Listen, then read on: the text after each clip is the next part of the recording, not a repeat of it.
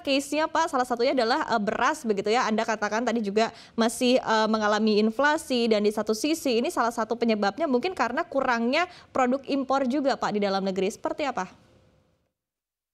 Baik, terima kasih Mbak Eva.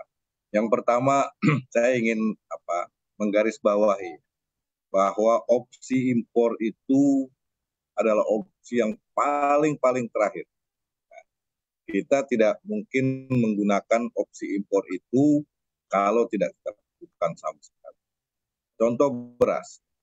Sampai saat ini beras itu data yang diberikan oleh teman-teman ini masih surplus. Tadi sampaikan mungkin bisa dicek ke sesen dan lain-lain. Beras itu masih cukup dalam negeri.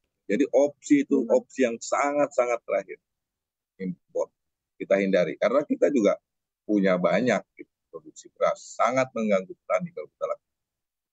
Kecuali memang betul-betul ada gangguan terhadap supply, mungkin itu menjadi pertimbangan. Tapi sekali lagi saya ingin garis bawah, impor itu bukan menjadi opsi yang pertama.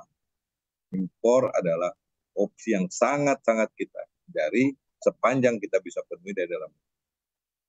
Kemudian yang ingin saya sampaikan juga bahwa dari beberapa komoditas bahan pokok itu kita memang benar-benar banyak tergantung dari importasi adalah tepung terigu yang kita memang masih. Kemudian kedelai, bawang putih itu masih perlu dari impor. Kemudian daging sapi tambahan, ya sekali lagi saya sampaikan tambah. Kemudian gula kita juga punya cukup produksi, tetapi ketika diperlukan maka perlu ada yang ditambah dengan impor. Ya. Ini yang perlu kita garis bawahi. Jadi jangan sampai nanti ini buat gaduh, ini pemerintah begini mau impor. Petani kita kan juga harus kita perhatikan, kita pertimbangkan. Oke, baik. Kita contoh daging ya. Kita sudah melakukan beberapa kali rapat Menko Perekonomian.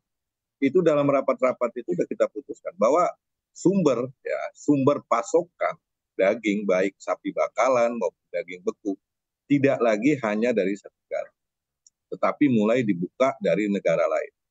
Dan ini akan segera direalisasikan setelah Oktober ini sudah mulai akan dibuka. Jadi sudah dilakukan audit ya oleh teman-teman dulu itu. Teman-teman dulu juga akan segera lagi melakukan tambahan lagi untuk beberapa komponen yang masih harus diperhatikan karena ini kan terkait juga penyakit mulut dan kuku dan ada varian-varian lain yang mungkin harus dipertimbangkan ketika memasok daging baik bentuk sapi bakalan maupun dalam bentuk daging beku. Nah ini dari beberapa sumber negara lain yang memang harganya cukup kompetitif dan populasinya cukup besar.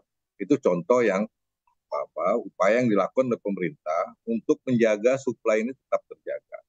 Termasuk misalnya kedelai, kemudian terigu. Nah kedelai juga kita sudah mendorong sebenarnya supaya BUMN nanti juga ada beberapa Mbak yang mungkin belum bisa saya sampaikan di sini. Tapi ada beberapa instrumen yang sudah saya sampaikan bahwa nanti BUMN kita harapkan BUMN yang bergerak di bidang pangan untuk bisa memiliki kemampuan untuk membeli atau menyimpan stok baik dalam bentuk future trading gitu, jadi nanti mereka bisa beli.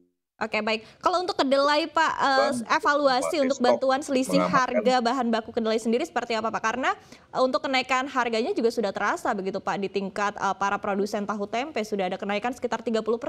Seperti apa Pak?